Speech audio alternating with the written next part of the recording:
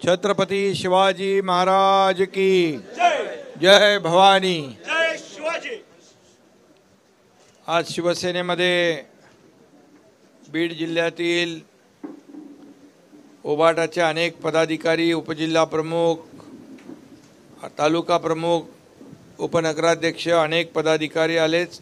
संभाजीनगरमधले शिक्षण महर्षी डॉक्टर जे के जाधव, त्याचबरोबर अध्यक्ष मराठवाडा विकास मंच, अनेक त्यांच्याबरोबर बाबा ओगले, डॉक्टर परमेश्वर गुट्टे, मंगेश जाधव, त्याचबरोबर सोलापूर पंढरपूरमधले काँग्रेसचे नगरसेवक रामभाऊ भिंगारे, युवासेना पंढरपूर शहर प्रमुख उपळकर, औदुंबर गंगेकर, त्याचबरोबर अनेक पदाधिकारी, नाशिक तालुका येवलामधील सरपंच रामकृष्ण खोकले, सुनीताताई जाधव, गणेश कदम, श्रावण ठोंबरे, जालना घनसावंगीमधले सरपंच शेख मुकर्रम यांच्यासोबत उद्धव मुळे, अनेक शेकडो पदाधिकाऱ्यांनी आज आणि कार्यकर्त्यांनी शिवसेनेमध्ये प्रवेश केला आहे।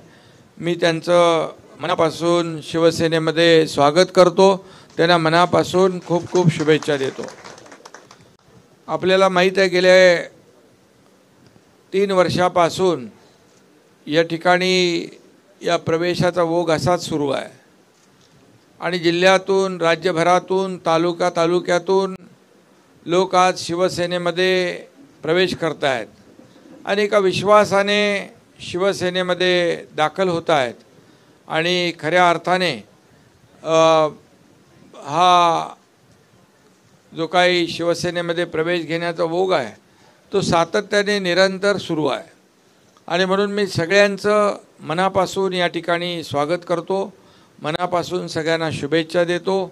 खरं म्हणजे 2.5 वर्ष जे आपण महायुतीचं गेल्या 2.5 वर्षात मुख्यमंत्री म्हणून केलेलं काम, विकासाचं काम, लोकाभिमुख कल्याणकारी योजना, या सगळ्या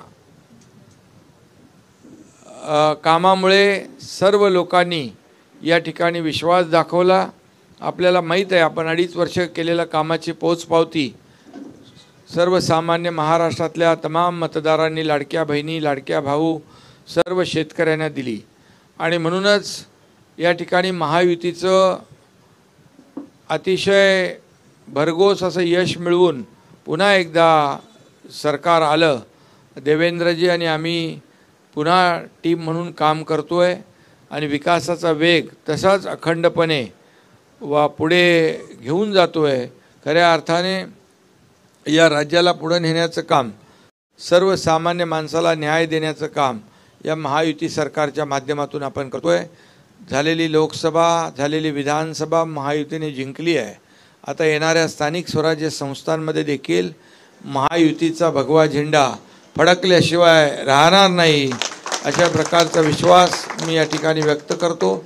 सर्व कार्यकर्त्यांनी आपापल्या भागामध्ये जिल्हा परिषद, नगरपालिका, नगरपंचायती, महापालिका या सर्व निवडणुका या कार्यकर्त्यांच्या निवडणुका आहेत आणि म्हणून या कार्यकर्त्यांच्या निवडणुका आपल्याला जिंकायच्या आहेत आणि सर्वांनी एक संकल्प करून आपण या निवडणुका जिंकण्याचा निर्धार करूया।